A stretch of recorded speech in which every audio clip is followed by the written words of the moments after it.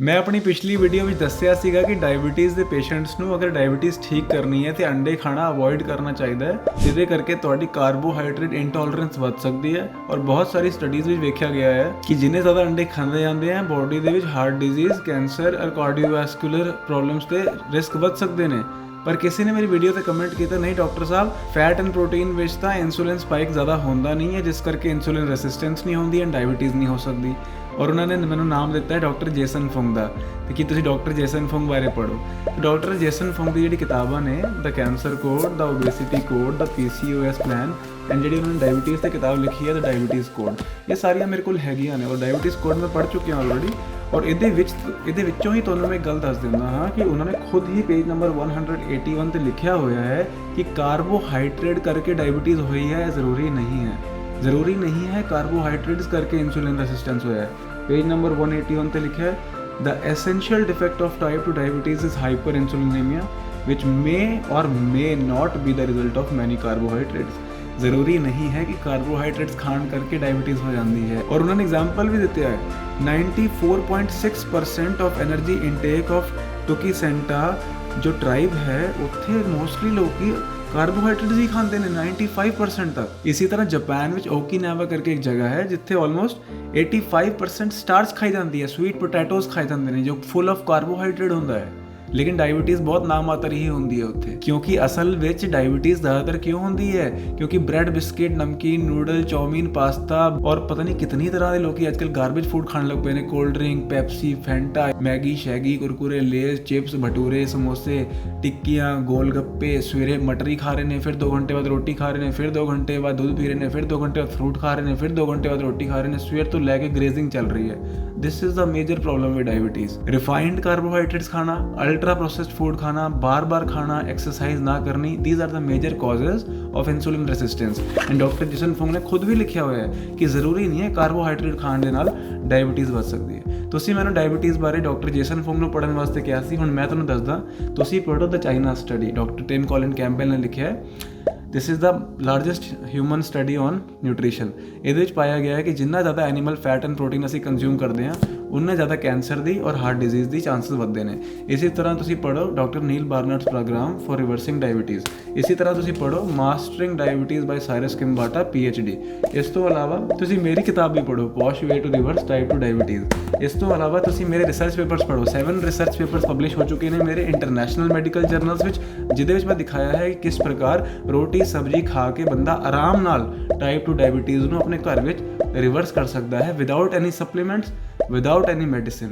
ਔਰ international American peer ਰਿਵਿਊਡ general ਵਿੱਚ ਮੇਰੇ ਰਿਸਰਚ ਪੇਪਰਸ ਛਪ ਚੁੱਕੇ ਨੇ। ਹੁਣ ਆਉਂਦੇ ਆ ਅੰਡਿਆਂ ਦੇ ਉੱਤੇ। ਅੰਡਿਆਂ ਵਿੱਚ high fats and high proteins ਹੁੰਦਾ ਹੈ ਜਿਸ ਕਰਕੇ ਇਨਸੂਲਿਨ ਰੈਸਿਸਟੈਂਸ ਵੱਧ ਸਕਦਾ ਹੈ। ਸ਼ਾਰਟ ਟਰਮ ਵਿੱਚ ਇਨਸੂਲਿਨ ਸ਼ਾਇਦ ਸਪਾਈਕ ਨਾ ਹੋਵੇ ਕਿਉਂਕਿ ਉਹਦੇ ਵਿੱਚ ਜ਼ਿਆਦਾ ਕਾਰਬੋਹਾਈਡਰੇਟ ਨਹੀਂ ਹੁੰਦੇ, ਪਰ ਲੌਂਗ ਟਰਮ ਵਿੱਚ because of high fat environment in the body ਵਿੱਚ ਲਿਪੋਟੌਕਸਿਸਿਟੀ ਵੱਧ ਸਕਦੀ ਹੈ, ਇੰਟਰਾਹੈਪੇਟਿਕ ਫੈਟ ਵੱਧ ਸਕਦਾ ਹੈ। ਇਸ ਤੋਂ ਇਲਾਵਾ ਤੁਹਾਡੀ ਪੈਨਕ੍ਰੀਆਟਿਕ ਬੀਟਾ ਸੈਲ ਡਿਸਫੰਕਸ਼ਨ ਹੋ ਸਕਦਾ ਹੈ। Insulin and glucose and body ਦੇ ਸੈਲਸ ਦਾ ਕਮਿਊਨੀਕੇਸ਼ਨ ਖਰਾਬ ਹੋ ਸਕਦਾ ਹੈ। ਐਜ਼ ਅ ਰਿਜ਼ਲਟ ਜਿੰਨਾ ਜ਼ਿਆਦਾ ਆਪਾਂ ਡਾਈਟ ਵਿੱਚ ਫੈਟ ਐਂਡ ਪ੍ਰੋਟੀਨ ਐਡ ਕਰੀ ਜਾਂਦੇ ਹਾਂ, ਖਾਸ ਕਰ ਅਨਨੈਚੁਰਲ ਫੂਡਸ ਤੋਂ ਜੋ ਕਿ ਸਾਡੀ ਨੈਚੁਰਲ ਖੁਰਾਕ ਨਹੀਂ ਹੈ, out of species specific diet ਜਦ ਅਸੀਂ ਜਾਂਦੇ ਹਾਂ, ਲੌਂਗ ਟਰਮ ਵਿੱਚ ਪ੍ਰੋਬਲਮਸ ਆ ਸਕਦੀਆਂ ਨੇ। तो शॉर्ट टर्म में हो सकता है कुछ टाइम वास्ते रोटी कटा के अंडे चिकन मछली खा के A1C बेटर हो जाए शायद शॉर्ट टर्म में। लॉन्ग टर्म में risk of heart disease, cancer and all cause mortality वध सकती है। ਉਹਦੇ ਵਾਸਤੇ ਮੈਂ ਤੁਹਾਨੂੰ ਰਿਸਰਚ ਪੇਪਰ ਦੱਸ ਦਿੰਦਾ, ਇਹ ਵੀ ਤੁਸੀਂ ਪੜ੍ਹੋ।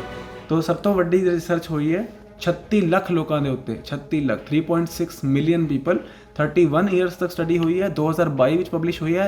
ਮੈਟਾ ਐਨਾਲਿਸਿਸ ਹੈ which is the highest grade scientific evidence. ਉਹਦੇ ਵਿੱਚ ਕੀ ਪਾਇਆ ਗਿਆ ਹੈ consumption of 1 additional 50 gram egg daily increased cardiovascular disease risk by 4%। ਮਤਲਬ ਹਰ ਇੱਕ ਅੰਡਾ ਐਕਸਟਰਾ ਖਾਣ ਦੇ ਨਾਲ ਆਪਣੀ ਡਾਈਟ ਵਿੱਚ 4% ਦਿਲ ਦੀ ਬਿਮਾਰੀ ਦਾ ਖਤਰਾ ਵੱਧਦਾ ਹੈ। 36 ਲੱਖ ਲੋਕਾਂ ਦੇ ਉੱਤੇ ਰਿਸਰਚ ਹੋਇਆ ਹੈ। ਇਸ ਤੋਂ ਇਲਾਵਾ 13 ਸਾਲ ਰਿਸਰਚ ਹੋਇਆ ਹੈ 46 ਲੱਖ ਅਮਰੀਕਾ ਦੀ ਬੀਬੀਆਂ ਦੇ ਉੱਤੇ। 2021 ਵਿੱਚ ਸਟੱਡੀ ਪਬਲਿਸ਼ ਹੋਈ ਹੈ 3 ਤੋਂ ਵੱਧ ਅੰਡੇ ਹਫ਼ਤੇ ਵਿੱਚ ਖਾਣ ਦੇ ਨਾਲ ਟਾਈਪ 2 ਡਾਇਬੀਟੀਜ਼ ਦਾ ਰਿਸਕ 15% ਵੱਧ ਸਕਦਾ ਹੈ। ਅਮਰੀਕਾ ਵਿੱਚ 1,88,000 US ਬਜ਼ੁਰਗਾਂ ਦੇ ਉੱਤੇ ਸਟੱਡੀ ਕੀਤੀ ਗਈ। 4 ਸਾਲ ਹਾਰਟ ਅਟੈਕ ਯਾਨੀ ਮਾਇਓਕਾਰਡੀਅਲ ਇਨਫਾਰਕਸ਼ਨ ਦੇ ਰੇਟਸ ਜਿਹੜੇ ਨੇ 5-6 ਅੰਡੇ ਅਗਰ ਹਫਤੇ ਵਿੱਚ ਖਾਂਦੇ ਹੋ ਤਾਂ 8% ਵੱਧ ਸਕਦੇ ਨੇ ਹਾਰਟ ਅਟੈਕ ਦੇ ਚਾਂਸ। 7 ਜਾਂ 7 ਤੋਂ ਵੱਧ ਅੰਡੇ ਖਾਂਦੇ ਹੋ ਹਫਤੇ ਵਿੱਚ, ਯਾਨੀ ਹਰ ਰੋਜ਼ 1 ਅੰਡਾ ਖਾਂਦੇ ਹੋ ਤਾਂ 11% ਹਾਰਟ ਅਟੈਕ ਦੇ ਚਾਂਸ ਵੱਧ ਨੇ। 2 ਅੰਡੇ ਰੋਜ਼ ਖਾਂਦੇ ਹੋ ਜਾਂ ਉਸ ਤੋਂ ਵੱਧ ਖਾਂਦੇ ਹੋ ਤਾਂ 13% ਚਾਂਸ ਵੱਧ ਸਕਦੇ ਨੇ। ਜਿੰਨਾ ਅੰਡੇ ਵਧਾਉਂਦੇ ਜਾਂਦੇ ਹੋ ਉਨਾ ਹਾਰਟ ਅਟੈਕ ਦਾ ਚਾਂਸ ਵੀ ਵੱਧ ਸਕਦਾ ਹੈ।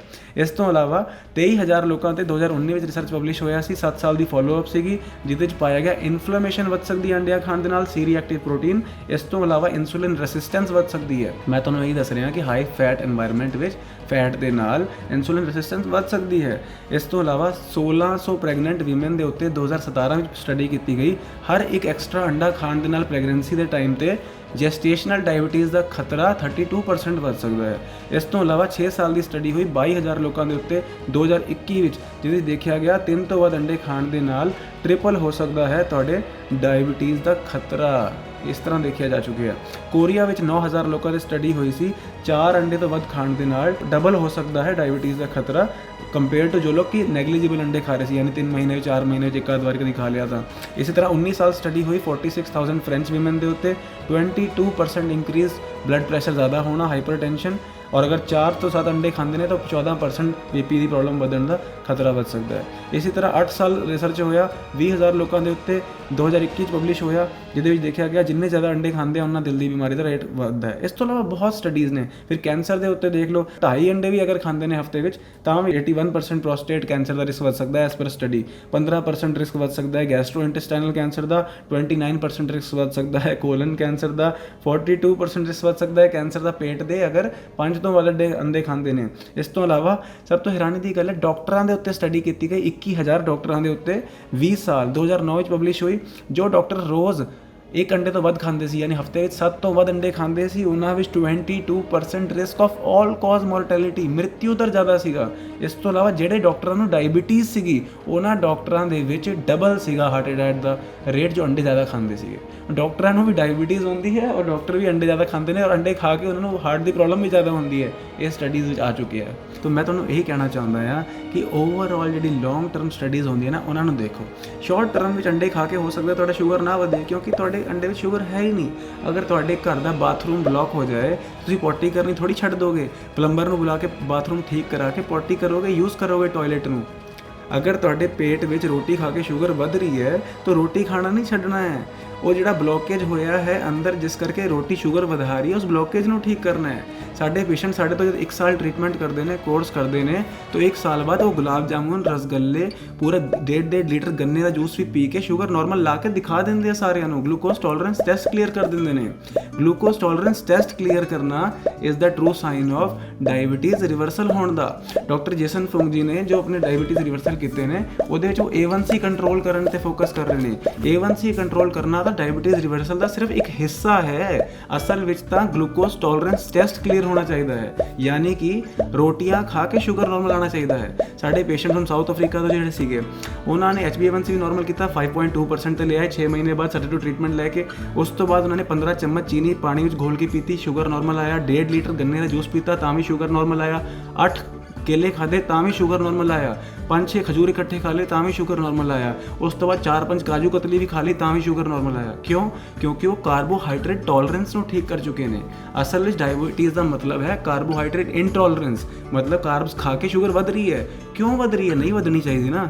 ਤਾਂ ਉਹ ਠੀਕ ਕਰਨਾ ਹੈ, ਉਹਦੇ ਵਾਸਤੇ ਅੰਦਰ ਦੀ ਬਲੋਕੇਜ ਖੋਲਣੀ ਹੈ। ਜ਼ਿਆਦਾ ਅੰਡੇ ਖਾਓਗੇ, ਜ਼ਿਆਦਾ ਚਿਕਨ ਖਾਓਗੇ ਤਾਂ ਸ਼ਾਇਦ ਸ਼ਾਰਟ ਟਰਮ ਵਿੱਚ ਸ਼ੂਗਰ ਨਾ ਵਧੇ, ਪਰ ਨਸਾਂ ਨਾੜੀਆਂ ਵਿੱਚ ਬਲੋਕੇਜ ਵੱਧ ਸਕਦੀ ਹੈ। ਇੱਕ ਸਟੱਡੀ ਕੀਤੀ ਕਿ ਜਿਹਦੇ 2 ਗਰੁੱਪ ਬਣਾ ਲਏ ਗਏ। ਇੱਕ ਗਰੁੱਪ ਜੋ 3 ਤੋਂ ਘੱਟ ਅੰਡੇ ਖਾਂਦਾ ਸੀ, ਇੱਕ ਗਰੁੱਪ ਜੋ 3 ਤੋਂ ਵੱਧ ਅੰਡੇ ਖਾਂਦਾ ਸੀ ਹਰ ਹਫਤੇ। ਜਿਸ ਗਰੁੱਪ ਦੇ ਵਿੱਚ ਘੱਟ ਅੰਡੇ ਖਾਏ ਜਾਂਦੇ ਸੀ, ਉਹਦੇ ਨਸਾਂ ਨਾੜੀਆਂ ਵਿੱਚ ਆਰਟੀਰੀਅਲ ਪਲੈਕ ਘੱਟ ਸੀ, ਔਰ ਜਿਹੜੇ ਅੰਡੇ ਜ਼ਿਆਦਾ ਖਾਂਦੇ ਸੀ ਉਹਨਾਂ ਦੀ ਨਸਾਂ ਨਾੜੀਆਂ ਵਿੱਚ ਪਲੈਕ ਜ਼ਿਆਦਾ ਸੀ, ਮਤਲਬ ਬਲੋਕੇਜ ਜ਼ਿਆਦਾ ਸੀ। ਜ਼ਿਆਦਾ ਅੰਡੇ ਜ਼ਿਆਦਾ ਬਲੋਕੇਜ, ਘੱਟ ਅੰਡੇ ਘੱਟ blockage. That means long term ਵਿੱਚ ਕੰਪਲਿਕੇਸ਼ਨਸ ਤੋਂ ਬਚ ਸਕਦੇ ਹੋ ਅੰਡੇ ਘੱਟ ਖਾਓਗੇ ਤਾਂ। ਇਹ ਮੈਂ ਤੁਹਾਨੂੰ ਸਮਝਾਉਣ ਦੀ ਕੋਸ਼ਿਸ਼ ਕਰ ਰਿਹਾ। ਤਾਂ ਤੁਸੀਂ ਵੀ ਮੇਰੀ ਕਿਤਾਬ ਪੜ੍ਹ ਸਕਦੇ ਹੋ, ਮੇਰੇ ਰਿਸਰਚ ਪੇਪਰਸ ਪੜ੍ਹ ਸਕਦੇ ਹੋ, ਮੀਟਾ ਐਨਾਲਿਸਿਸ ਪੜ੍ਹ ਸਕਦੇ ਹੋ। ਇਸ ਤੋਂ ਇਲਾਵਾ ਮਾਸਟਰਿੰਗ ਡਾਇਬੀਟੀਜ਼ ਪੜ੍ਹ ਸਕਦੇ ਹੋ, ਰਿਵਰਸਿੰਗ ਡਾਕਟਰ ਨੀਲ ਬਾਰਨਰ ਪ੍ਰੋਗਰਾਮ ਪੜ੍ਹ ਸਕਦੇ ਹੋ, ਚਾਈਨਾ ਸਟੱਡੀ ਪੜ੍ਹ ਸਕਦੇ ਹੋ। ਇਸ ਤੋਂ ਇਲਾਵਾ 20 ਕਿਤਾਬਾਂ ਡਾਇਬੀਟੀਜ਼ ਦੀ ਮੇਰੇ ਪਿੱਛੇ ਹੋਰ ਵੀ ਪਈਆਂ ਨੇ। ਇਹ ਸਾਰੀਆਂ ਪੜ੍ਹੀਆਂ ਨੇ ਤਾਂ ਤੁਹਾਨੂੰ ਮੈਂ ਸਾਰਾ ਇਨਫੋਰਮੇਸ਼ਨ ਦੱਸ ਸਕਦਾ। ਤੁਸੀਂ ਪਹਿਲਾਂ ਪੜ੍ਹੋ, ਕਮੈਂਟਰੀ ਬਾਅਦ ਵਿੱਚ ਕਰਨਾ। ਤੁਸੀਂ ਆਪਣੀ ਨੌਲੇਜ ਨੂੰ ਗੇਨ ਕਰੋ। ਡਾਕਟਰ ਜੇਸਨ ਫੁੰਗ ਦੀ ਕਿਤਾਬਾਂ ਵੀ ਧਿਆਨ ਨਾਲ ਪੜ੍ਹੋ। ਇਹਨਾਂ ਨੇ ਖੁਦ ਲਿਖਿਆ ਹੈ ਕਿ ਕਾਰਬੋਹਾਈਡਰੇਟਸ ਨਾਲ ਡਾਇਬੀਟੀਜ਼ ਹੋਏਗੀ, ਜ਼ਰੂਰੀ ਨਹੀਂ ਹੈ। ਦੇਰ ਆਰ ਮੈਨੀ ਰੀਜ਼ਨਸ ਫॉर दैट।